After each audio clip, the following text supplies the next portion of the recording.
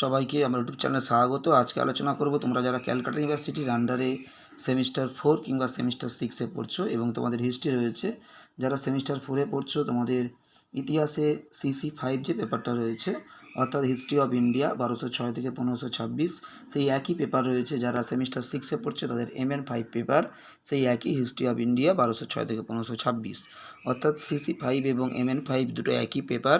যারা সেমিস্টার 4-এ পড়ছে তাদের কোর কোর্স বা CC পেপার হলো CC5 তোমাদের ইতিহাসে, যেটা CC5 সেই একই পেপার যারা সেমিস্টার 6-এ পড়ছে তাদের MN5। এবং CC5 MN5-এর পাশাপাশি যারা অনার্সে পড়ছে তারাও কিন্তু এই উত্তর ব্যবহার করতে পারবে। তোমাদের অনার্সে তোমাদের হিস্ট্রি অফ ইন্ডিয়া 1206 থেকে 1526 খ্রিস্টাব্দ পর্যন্ত যে পেপারটা রয়েছে সেই পেপারের উত্তর এটা, তাই তোমরা অনার্সে যারা পড়ো তারাও ব্যবহার করতে পারবে। আজকে ভিডিওতে তোমাদেরকে দুটো গুরুত্বপূর্ণ প্রশ্নের উত্তর দেব, প্রথম থেকে শেষ পর্যন্ত দেখতে থাকো। মান 5-এর সুলতান রাজিয়ার পতনের কিংবা ব্যর্থতার কারণ লেখো। তোমাদের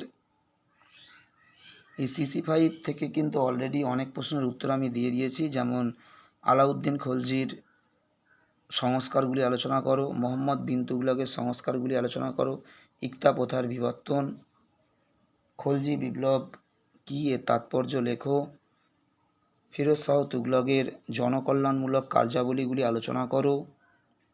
এখান থেকে অলরেডি কিন্তু অনেকগুলো প্রশ্নের উত্তর দেওয়া হয়ে গেছে। সুলতানি সাম্রাজ্যের পতনে ফিরোজ শাহ তুগলক কতটা দায়ী আলোচনা করো। এগুলো কিন্তু ইতিমধ্যে দেওয়া হয়ে গেছে, আরও কন্টিনিউয়াসলি কিন্তু উত্তর দেওয়া চলবে। তোমরা যারা ভিডিওটা দেখছো অবশ্যই সাবস্ক্রাইব করে দিও, কন্টিনিউ ফলো রাখবে, তাহলে কিন্তু তোমরা বেশিরভাগ প্রশ্নের উত্তর কিন্তু চ্যানেল থেকেই পেয়ে যাবে। আজকে তোমাদেরকে দুটো গুরুত্বপূর্ণ টিকা দিচ্ছি। প্রথম টিকা তোমাদের সুলতান রাজিয়ার ব্যর্থতার কারণ বা পতনের কারণ লেখো, এটা মান 5-এর জন্য। এরপরে তোমাদের আরেকটা গুরুত্বপূর্ণ প্রশ্নের উত্তর দেব, তোমরা প্রথম থেকে শেষ পর্যন্ত দেখো। খুবই ইম্পর্টেন্ট একটা প্রশ্ন। খারাজ, জাকাত, জিজিয়া এবং খামোশ, এই যে 4টে শব্দ তোমাদের লিখে দেওয়া হয়েছে, এগুলোর সংজ্ঞা দাও কিংবা এর অর্থ লেখো, বা বলতে কি বোঝো, বা এগুলোর মধ্যে পার্থক্য লেখো। প্রশ্নটা নানা রকমভাবে ঘুরিয়ে আসতে পারে। এগুলো বলতে কি বোঝো বা এগুলোর অর্থ লেখো, কিংবা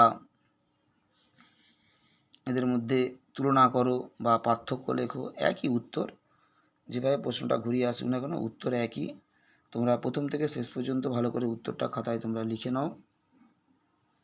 তোমাদের এখান থেকে আরও বিভিন্ন গুরুত্বপূর্ণ প্রশ্ন রয়েছে, সেগুলোর উত্তর কিন্তু এক এক করে দেওয়া হবে।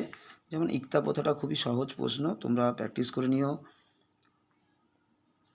এছাড়া তোমাদের এখান থেকে প্রথম পানিপথের যুদ্ধ খুবই ইম্পর্টেন্ট একটা প্রশ্ন, এবং মোহাম্মদ বিন তুগলকের রাজধানী পরিবর্তনের কারণ, জিয়াউদ্দিন বারানির অবদান, এগুলো খুব ভালো ভালো প্রশ্ন, তোমরা প্র্যাকটিস করবে। 40 চক্র কী, খলজি বিপ্লব কী, খুবই ইম্পর্টেন্ট প্রশ্ন।